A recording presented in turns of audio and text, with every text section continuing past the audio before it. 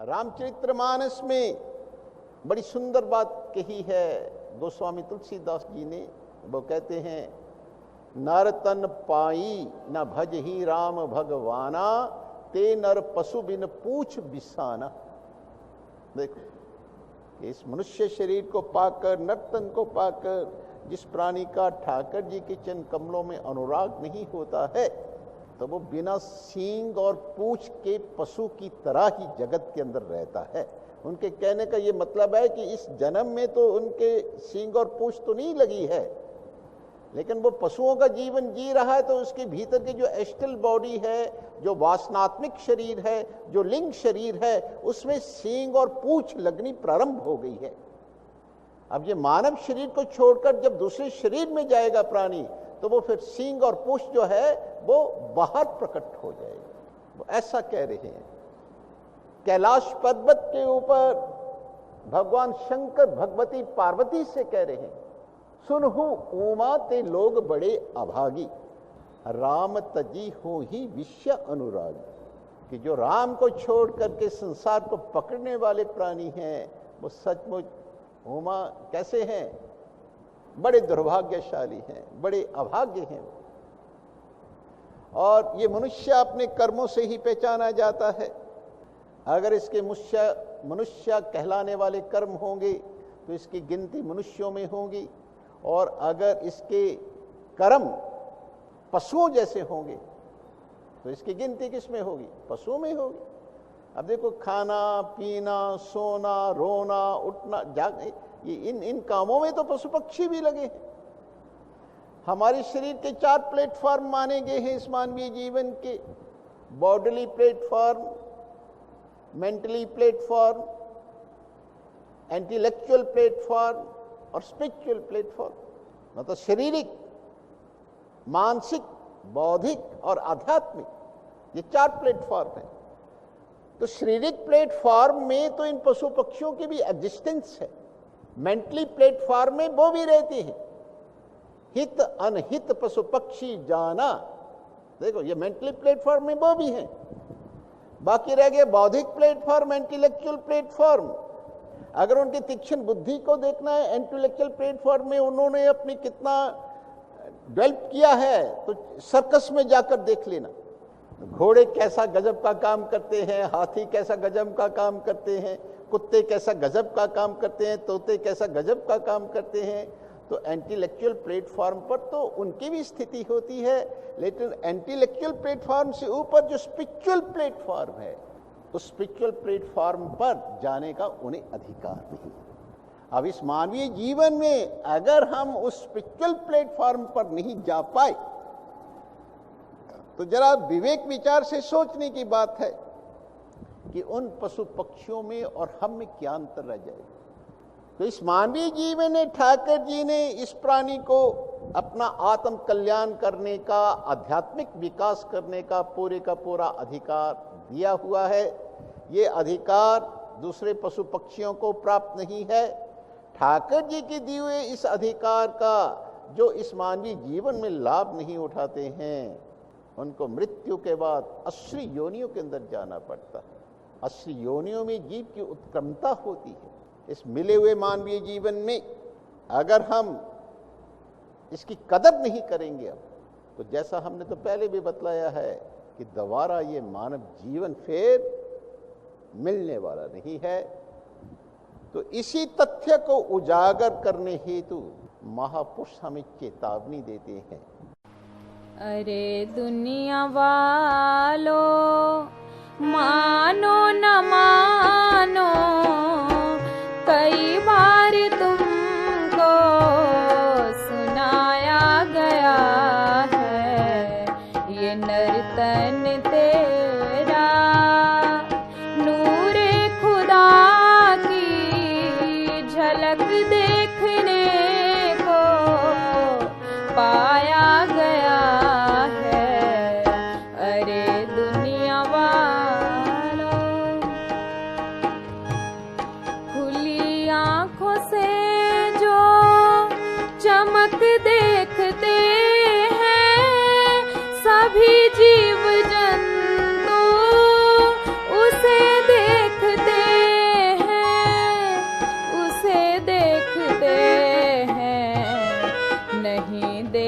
सागर जो जलवा हकीकत गधा कुत्ता सूअर बताया गया है। अगर वो जलवा हकीकत नहीं देखा तो कौन सी योनियों में जाना पड़ेगा? गधा कुत्ता सूअर। देखो, हम कह रहे थे कि सभी संत, सभी महंत, सभी ग्रंथ, सभी पंथ एक स्वर में एक ही बात कहते हैं। अब भागवत में महर्षि वेद व्यास जी कह रहे हैं स्वाबिट ब्राहा उष्टर खर ही। स्वा कुत्ता, ब्राहा सूअर, खर गधा, इन योनि में जाना पड़ेगा। स्वाबिट ब्राहा उष्टर खर ही संसुतुता पुरुषः पशु। हमारे संत मता में कबीर साहब, संत शिरोमणि, वो अपनी वाणी में कह रहे हैं कि ये माटी का महल है, अंत मिलेगा धूड़, साईं को जाने बिना गधा कुत्ता सूअर। वो भी ये कह रहे हैं इन योनियों में जाना पड़ेगा। रामचरितमानस में गोस्वामी तुलसीदास जी कह रहे हैं साकत सूकर कुकर बड़ पशुअन में चार, तुलसी हरि की भक्ति बिना ऐसे ही नर नार। तो एक ही बात कह रहे हैं, सभी शास्त्र एक ही बात कह रहे हैं। जो सत्य है वो तो सत्य है, त्रिकाल सत्य है। कहने का ढंग अलग अलग है, तरीका अलग अलग है, लेकिन उनके पीछे जो उद्देश्य है वो क्या है? तो हम भी यही कह रहे हैं, वही बात कह रहे हैं जो उन्होंने बात की। हम अपनी तरफ से कुछ भी बात नहीं कह रहे हैं, हम भी वही बात कह रहे हैं।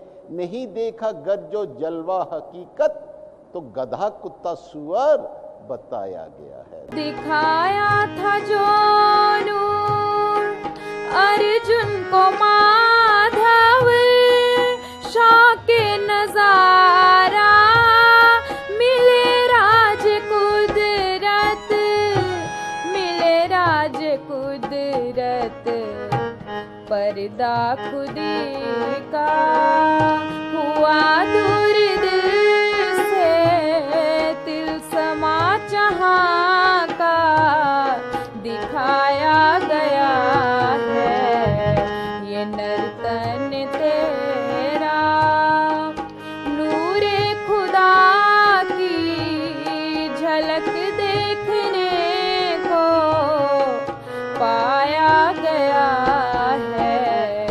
अरे दुनिया वालों, मानो न मानो, कई बार तुमको सुनाया गया है। अरे दुनिया वालों, संतों ने इसकी चलन है निकाली, वही गाथा माधव ने गीता में गाली, गीता में गाली।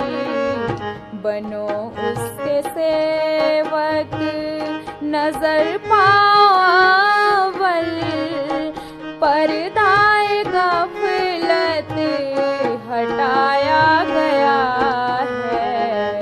ये नर्तन तेरा नूरे खुदा की झलक देखने को पाया गया है। अरे दुनिया वालों, मानो न मानो, कई बार तुमको सुनाया गया है। अरे दुनिया वालों, उठा जो ही पर्दा, नजर आई हस्ती, खाके दिल के जलने में छा गई मस्ती, छा गई मस्ती। जो नूरे खुदा था वही नूर झलका, भरम अपने मन का हटाया गया है। ये नर्तन तेरा नूरे खुदा की झलक देखने को पाया गया है। अरे दुनिया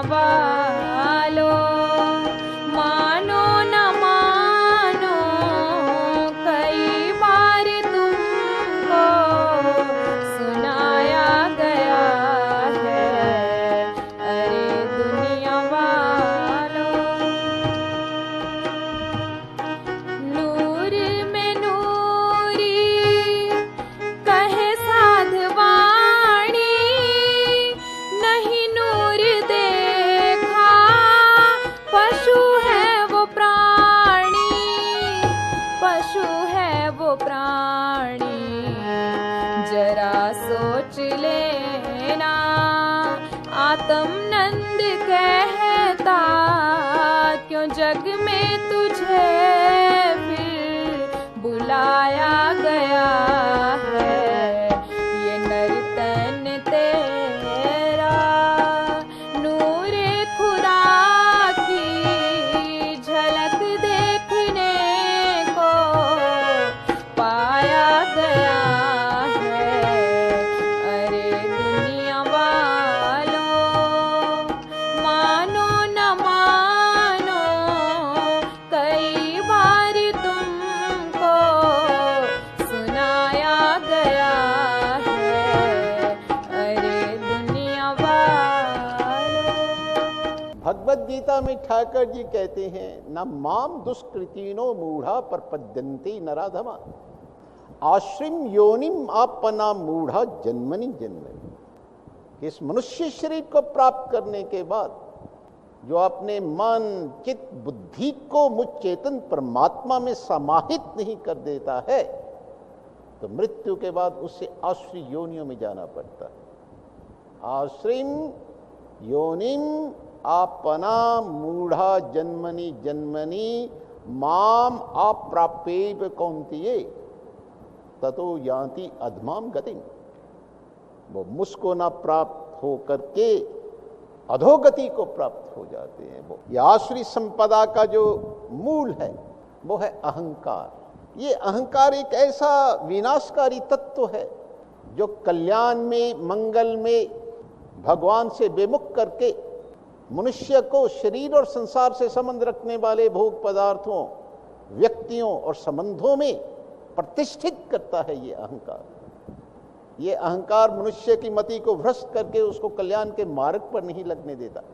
जब जड़ता के अंदर हम